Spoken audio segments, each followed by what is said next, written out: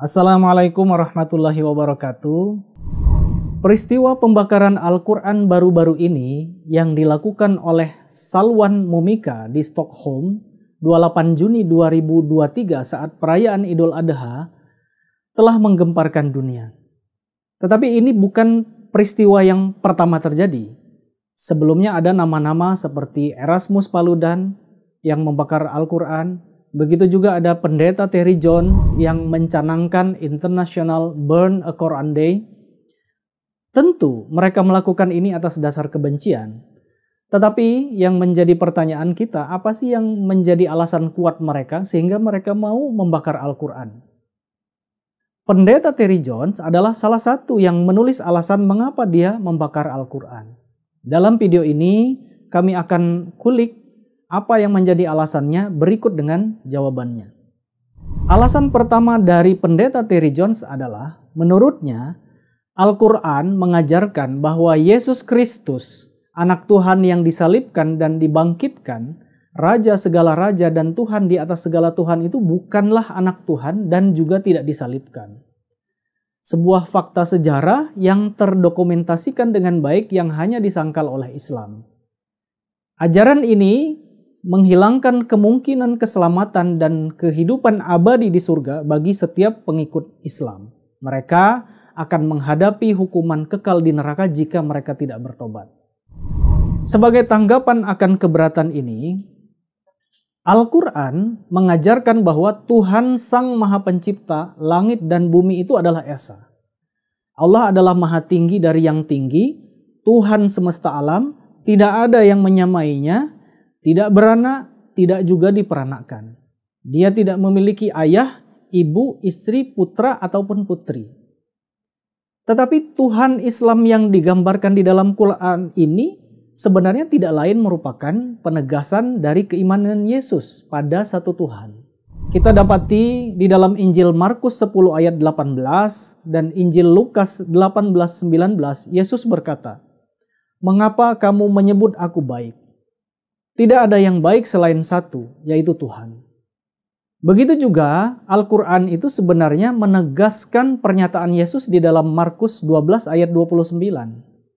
Perintah yang pertama adalah, "Dengarlah hai Israel, Tuhan Allah kita adalah satu, dan kasihilah Tuhan Allahmu dengan segenap hatimu, dengan segenap jiwamu, dengan segenap akal budimu, dan dengan segenap kekuatanmu." Ini adalah perintah pertama.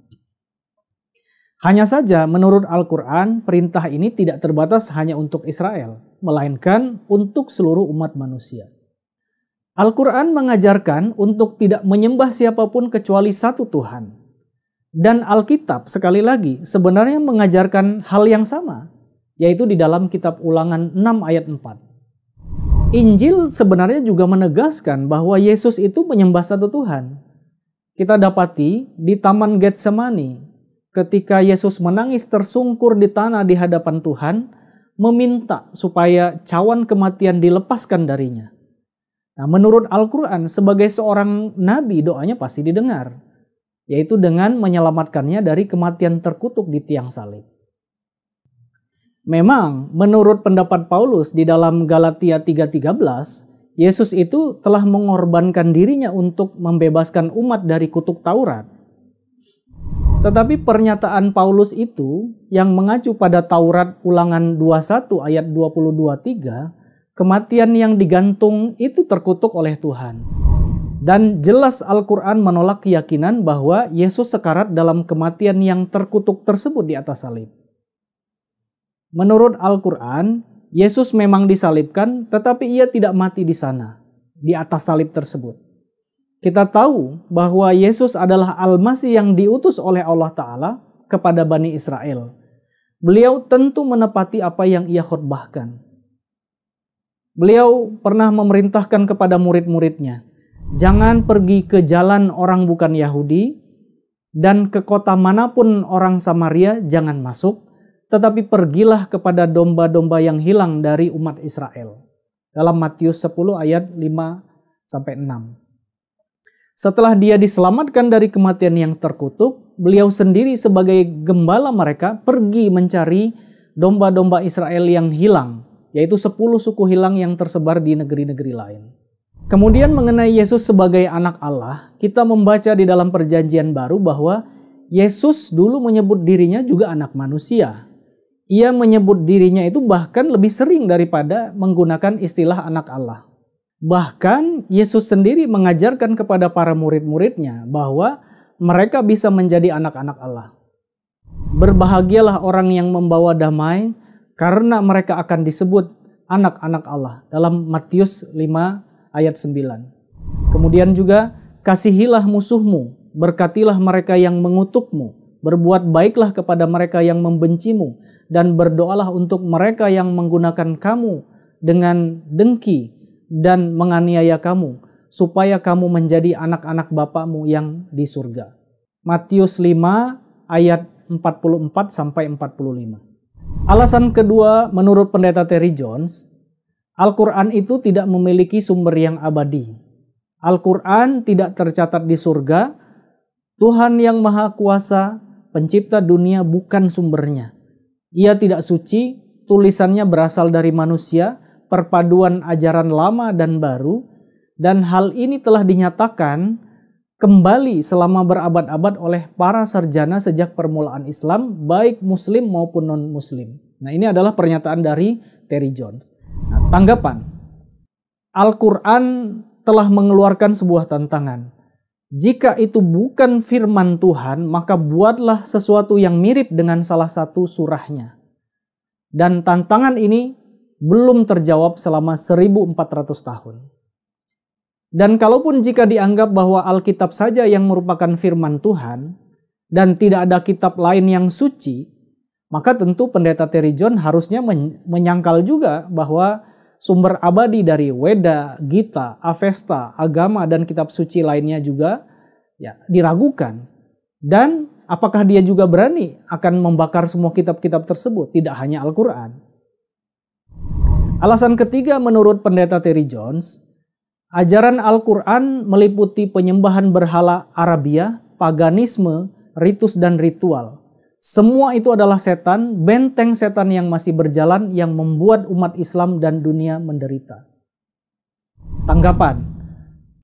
Menurut Al-Quran, dosa yang paling besar itu adalah syirik, yaitu menyekutukan Tuhan dengan apapun atau menyembah gambaran Tuhan buatan manusia.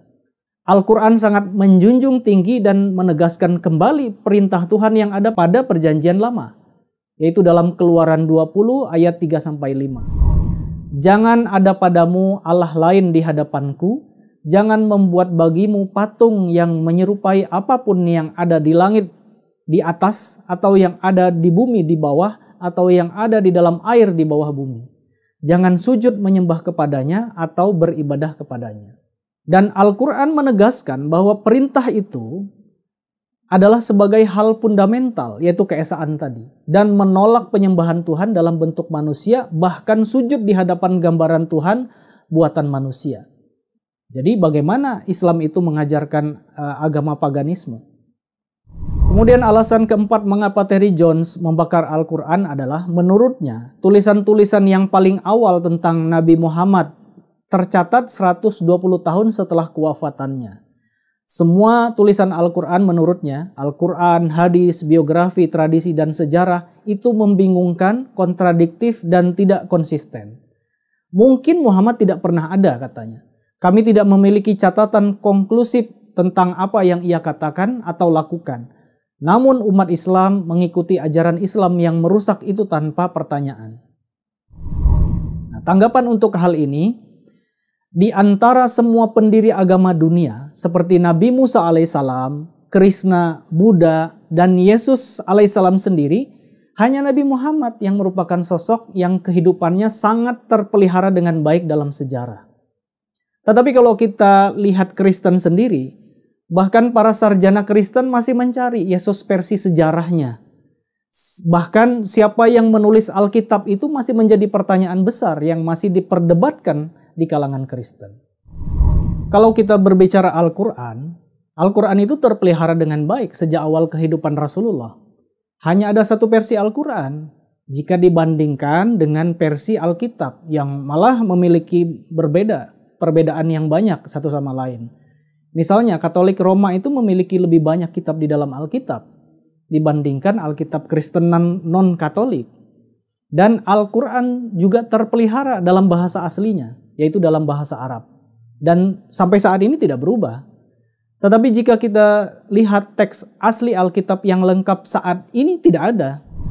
Nah, Alkitab yang lengkap pertama itu yang tersedia dalam bahasa Yunani dan itu pun terjemahan.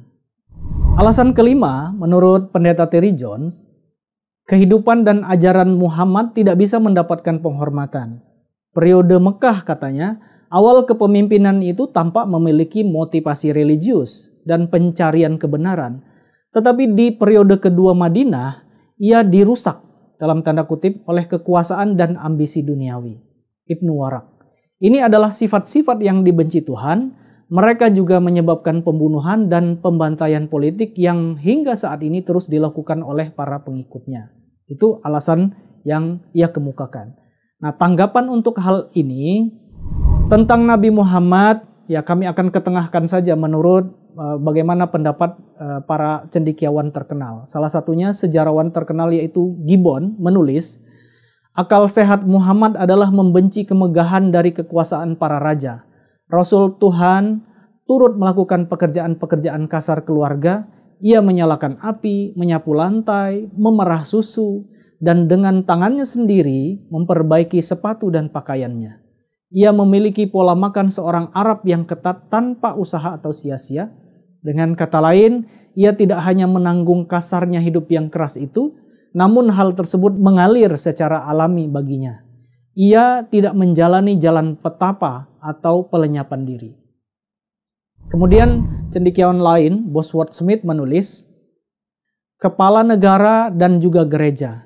Ia adalah kaisar dan paus yang menjadi satu, namun ia adalah paus tanpa pretensi paus, dan kaisar tanpa pasukan kaisar, tanpa tentara yang tetap, tanpa pengawal, tanpa pasukan polisi, tanpa pendapatan yang tetap. Jika pernah ada seseorang yang diperintah oleh satu ketuhanan yang besar, maka itu adalah Muhammad. Karena ia memiliki segala kuasa tanpa dukungan mereka. Ia tidak peduli terhadap balutan kekuasaan, kehidupan pribadinya yang sederhana sejalan dengan kehidupan sosialnya. Jadi ini cukup menjawab dari keberatan Pendeta Terry Jones. Kemudian Lane Paul mengatakan tentang Nabi Muhammad, ia adalah seorang pelindung yang paling setia, paling lembut, dan paling menyenangkan dalam berbicara. Mereka yang melihatnya langsung dipenuhi rasa takzim. Mereka yang mendekatinya akan mencintainya. Mereka yang menggambarkannya akan berkata, saya tidak pernah melihat yang serupa dengannya, baik sebelum ataupun sesudahnya. Sebaliknya, kalau kita melihat Yesus, Yesus tidak pernah memegang kekuasaan duniawi ataupun politik. Menurut narasi Alkitab, Yesus tidak pernah menikah. Jadi, dia tidak dapat menjadi panutan sebagaimana halnya Rasulullah. Yesus tidak bisa menjadi panutan bagi mereka yang memiliki kekuasaan politik, juga tidak dapat memberikan contoh pribadi bagi mereka yang sudah menikah, mempunyai anak, dan memiliki keluarga. Berbeda dengan Rasulullah SAW. Inilah 5 poin yang dikemukakan oleh Pendeta Terry Jones, mengapa ia membakar Al-Quran, dan jawaban dari kami. Insya Allah di video mendatang kami akan jelaskan keberatan lainnya dari Pendeta Terry Jones. Assalamualaikum warahmatullahi wabarakatuh.